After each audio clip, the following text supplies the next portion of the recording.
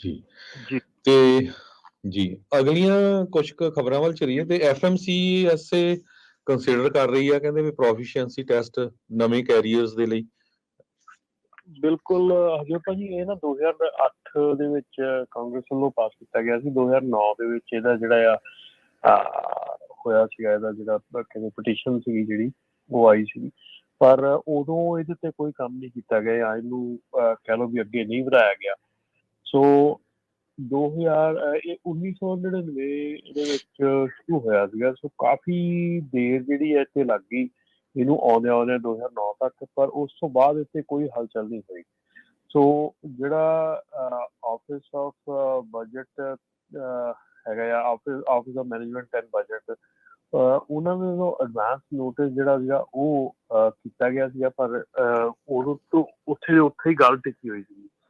ਪਰ ਹੁਣ ਇੱਥੇ ਫਿਰ ਕਿਉਂਕਿ ਬਹੁਤ ਜ਼ਿਆਦਾ ਜਿਹੜੇ ਨਵੇਂ ਕੈਰੀਅਰ ਆ ਉਹਨਾਂ ਦੇ ਵਿੱਚ ਪ੍ਰੋਬਲਮ ਹੈਗੀ ਆ, ਇਸ ਕਰਕੇ ਆਪਾਂ ਵੀ ਬਹੁਤ ਵਾਰੀ ਇੱਥੇ ਗੱਲ ਕਰਦੇ ਹੁੰਦੇ ਆ, ਔਰ ਕਈ ਵਾਰੀ ਮੈਨੂੰ ਟਰੱਕਿੰਗ ਇੰਡਸਟਰੀ ਦੇ ਵਿੱਚ ਜਦੋਂ ਜਾਂਦੇ ਆ ਗੱਲਬਾਤ ਕਰਦੇ ਆ, ਉਦੋਂ ਵੀ ਬਹੁਤ ਆਉਂਦਾ ਹੈ ਕਿ ਜਿਹੜੀਆਂ ਟਰੱਕਿੰਗ ਕੰਪਨੀਆਂ ਨਵੀਆਂ ਖੋਲ੍ਹਦੀਆਂ ਹੈਗੀਆਂ, ਉਹਨਾਂ ਦੇ ਜਿਹੜੇ ਓਨਰ ਹੈਗੇ ਆ ਉਹਨਾਂ ਨੂੰ ਕਿੰਨੀ ਕੁ ਨੌਲੇਜ ਹੁੰਦੀ ਆ ਟਰੱਕਿੰਗ ਇੰਡਸਟਰੀ ਦੀ ਜਾਂ ਟਰੱਕਿੰਗ ਕੰਪਨੀ ਨੂੰ ਰਨ ਕਰਨ ਦੀ।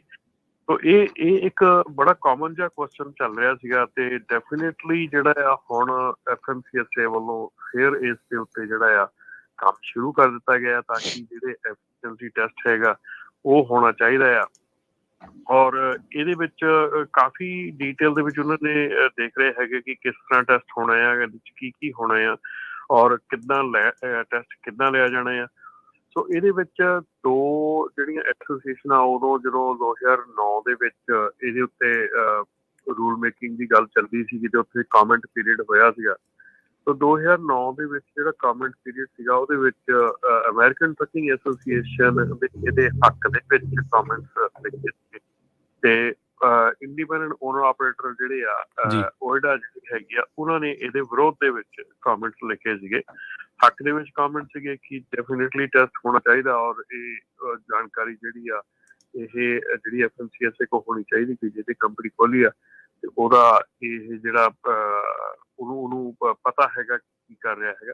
ਤੇ ਜਿਹੜੀ ਓਇਡਾ ਸੀਗੀ, ਓਇਡਾ ਵੱਲੋਂ ਇਹ ਕਿਹਾ ਗਿਆ ਸੀਗਾ ਕਿ ਤੁਸੀਂ ਡੈਫੀਨੇਟਲੀ ਕੋਸ਼ਿਸ਼ ਕਰ ਰਹੇ ਹੈਗੇ ਆ ਕਿ ਜਿਹੜਾ ਜਿਹਨੇ ਕੰਪਨੀ ਖੋਲ੍ਹਣੀ ਹੈਗੀ ਉਹ ਕੋਈ ਐਸੇ ਬੰਦੇ ਨੂੰ ਲੱਭੇ ਜਿਹੜਾ ਟੈਸਟ ਪਾਸ ਕਰ ਸਕੇ, ਤੇ ਉਹ ਟੈਸਟ ਉਹਦੇ ਕੋਲੋਂ ਪਾਸ ਕਰਵਾ ਕੇ ਤੇ ਉਹ ਕਰ ਲਵੇ। ਇਹਦੇ ਨਾਲ ਕੋਈ ਵੀ ਸੇਫਟੀ ਦੇ ਉੱਤੇ ਜ਼ਿਆਦਾ ਕੋਈ ਫਰਕ ਨਹੀਂ ਪੈਣਾ ਹੈਗਾ, ਬਟ ਇੱਕ ਸਟੈਪ ਹੋਰ ਵਿੱਚ ਪੈਣਾ ਆ ਤੇ ਰੈਗੂਲੇਸ਼ਨ ਦੇ ਵਿੱਚ।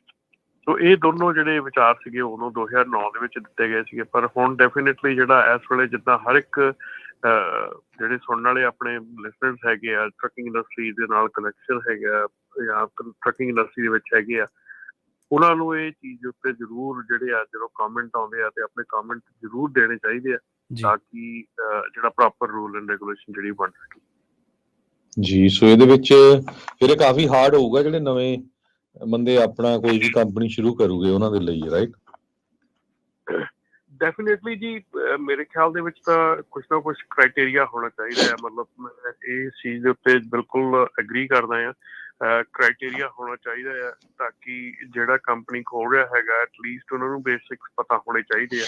ਹੁਣ ਅਸੀਂ ਬਹੁਤ ਵਾਰੀ ਸਾਡੇ ਕੋਲ ਜਿਹੜਾ ਡੇ ਟੂ ਡੇ ਬੇਸਿਸ ਦੇ ਉੱਤੇ ਬਿਜ਼ਨਸ ਕਰਦੇ ਹੈਗੇ ਆ, ਉਹਦੇ ਵਿੱਚ ਬਹੁਤ ਲੋਕੀ ਐਸੇ ਆਉਂਦੇ ਹੈਗੇ ਜਿਨ੍ਹਾਂ ਨੂੰ ਬੇਸਿਕ ਰੂਲ ਹੀ ਨਹੀਂ ਪਤਾ ਹੈਗੇ ਕਿ ਡਰੱਗ ਟੈਸਟ ਵੀ ਕਰਵਾਉਣਾ ਹੁੰਦਾ, ਰੈਂਡਮ ਦੇ ਵਿੱਚ ਇਨਰੋਲਮੈਂਟ ਚਾਹੀਦੀ ਆ, ਆਹ ਪਰਮਿਟ ਚਾਹੀਦੇ ਆ, ਆਹ ਇਫਤਾ ਟੈਕਸ ਬਹੁਤਿਆਂ ਨੂੰ ਨਹੀਂ ਪਤਾ। ਔਰ ਅੱਜ ਜੇ ਮੈਂ ਕਹਾਂ ਵੀ 50% ਟਰੱਕਿੰਗ ਇੰਡਸਟਰੀ ਜਿਹੜੀ ਸਾਡੀ ਆ ਉਹਨੂੰ ਇਹ ਨਹੀਂ ਪਤਾ ਇਫਤਾ ਕੰਮ ਕਿਵੇਂ ਕਰਦਾ ਆ, ਤੇ ਇਹ ਬਹੁਤ ਵੱਡੀ ਗੱਲ ਹੈਗੀ ਆ। ਸੋ ਇਹ ਜਿਹੜੀਆਂ ਚੀਜ਼ਾਂ ਹੈਗੀਆਂ, ਜਿੱਦਾਂ ਇੱਕ ਪੂਰੇ ਦਾ ਪੂਰਾ ਜਿਹੜਾ ਐਗਜ਼ਾਮ ਹੈ, ਪੂਰੇ ਦਾ ਪੂਰਾ ਇੱਕ ਚੀਜ਼ ਹੋਣੀ ਚਾਹੀਦੀ ਆ ਜਿਹਦੇ ਵਿੱਚ ਕਿ ਐਟਲੀਸਟ ਮੇਰੇ ਖਿਆਲ ਜਿਹੜੇ ਕੰਪਨੀਆਂ ਖੋਲ੍ਹਣ ਵਾਲੇ ਆ ਉਹਨਾਂ ਦੇ ਲਈ ਵੀ ਬਹੁਤ ਵਧੀਆ ਗੱਲ ਹੋਊਗੀ ਕਿ ਜੇ ਇਸ ਤਰ੍ਹਾਂ ਦੀ ਕੋਈ ਚੀਜ਼ ਹੋਊਗੀ ਤਾਂ ਐਟਲੀਸਟ ਐਂਟਰ ਕਰਨ ਤੋਂ ਪਹਿਲਾਂ ਪਤਾ ਹੋਊਗਾ। ਹੁਣ ਅਸੀਂ ਰੀਅਲ ਸਟੇਟ ਦਾ ਲਾਇਸੈਂਸ ਲੈਂਦੇ ਹਾਂ, ਉੱਥੇ ਵੀ ਸਾਨੂੰ ਸਾਰਾ ਕੁਛ ਰੀਅਲ ਸਟੇਟ ਬਾਰੇ ਗੱਲ ਹੁੰਦੀ ਆ। ਇੰਸ਼ੋਰੈਂਸ ਦਾ ਲੈਂਦੇ ਹਾਂ, ਉੱਥੇ ਵੀ ਹੁੰਦੀ ਆ। ਹਰ ਡਿਪਾਰਟਮੈਂਟ ਹਰ ਚੀਜ਼ ਦੇ ਵਿੱਚ ਸਾਡੀ ਜਿਹੜੀ ਆ ਟੈਸਟ ਹੁੰਦਾ ਆ। ਕੋਈ ਵੀ ਰਮਨ ਭਾਜੀ, ਚਾਹੇ ਤੁਸੀਂ ਕਿਸੇ ਤਰ੍ਹਾਂ ਦਾ ਕੰਟਰੈਕਟਰ ਦਾ ਲੈ ਲਓ, ਹਨਾ, ਬਿਲਡਿੰਗ ਦਾ, ਕੋਈ AC ਵਾਲੇ ਦਾ ਲੈ ਲਓ, ਪਲੰਬਿੰਗ ਵਾਲੇ ਦਾ ਲੈ ਲਓ, ਹਨਾ, ਕਾਰ ਮਕੈਨਿਕ ਲੈ ਲਓ, ਹਰ ਇੱਕ ਚੀਜ਼ ਦਾ ਜੋ ਲਾਇਸੈਂਸ ਹੁੰਦਾ ਹੈ, ਸੋ ਉਹਦੀ ਟ੍ਰੇਨਿੰਗ ਹੁੰਦੀ ਹੈਗੀ ਆ। ਈਵਨ ਲਿਕਰ ਸਟੋਰ, ਗੈਸ ਸਟੇਸ਼ਨਾਂ ਦੇ ABC ਵਾਲੇ, ਉਹਨਾਂ ਨੂੰ ਤੁਹਾਨੂੰ ਉਹ ਦੇਖਣਾ ਪੈਂਦਾ ਹਨਾ, ਮੂਵੀ, ਉਹਨਾਂ ਦੀ ਬੁੱਕ ਪੜ੍ਹਨੀ ਪੈਂਦੀ ਸਾਰਾ। ਸੋ ਇਹ ਮੇਰੇ ਹਿਸਾਬ ਨਾਲ ਤਾਂ ਵਧੀਆ ਵੀ ਹੋਊਗਾ, ਪਰ ਇਹਦੇ ਨਾਲ ਇੱਕ ਗੱਲ ਜ਼ਰੂਰ ਆ ਵੀ ਜਦੋਂ ਆਉਂਦੇ ਹੀ ਆਪਾਂ ਇੱਕਦਮ ਕੰਮ ਦੁਆਲੇ ਵੀ ਹੋ ਜਾਂਦੇ ਆ, ਲਾਇਸੈਂਸ ਲਿਆ ਤਾਂ ਉਹਦਾ ਟਰੱਕ ਤੇ ਚੜ੍ਹ ਜਾਂਦੇ ਆ, ਫਿਰ ਉਹ ਤੋਂ ਬਾਅਦ ਦਵਾ ਕਹਿੰਦੇ ਆਪਾਂ ਕੰਪਨੀ ਖੋਲ ਲਈਏ। ਸੋ ਇਹ ਆ ਵੀ ਥੋੜਾ ਜ਼ੋਰ ਲਾਉਣਾ ਚਾਹੀਦਾ ਵੀ ਆਪਾਂ ਨੂੰ ਥੋੜੀ ਇੰਗਲਿਸ਼ ਵੀ ਜ਼ਰੂਰ ਸਿੱਖਣੀ ਚਾਹੀਦੀ ਹੈਗੀ ਆ, ਕਿਉਂਕਿ ਨਹੀਂ ਤਾਂ ਫਿਰ ਇਹ ਔਖਿਆਈ ਹੋਊਗੀ ਆਉਣ ਵਾਲੇ ਸਮੇਂ 'ਚ, ਰਾਈਟ।